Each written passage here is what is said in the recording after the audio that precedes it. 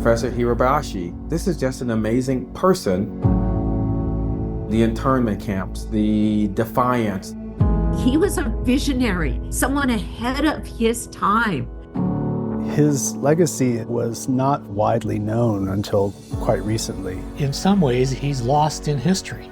Gordon wanted to correct injustices. Gordon wasn't afraid to challenge the law. He wasn't afraid to challenge the state. I took a stand and I can't give it up.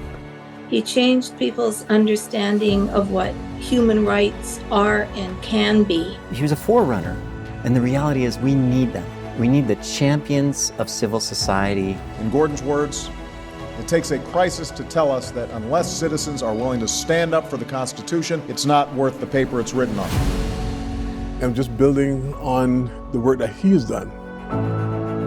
Someone who's got such a legacy, why is he so unknown? He doesn't stand out in some people's minds in terms of being a major historical figure, and yet he was and is to this day.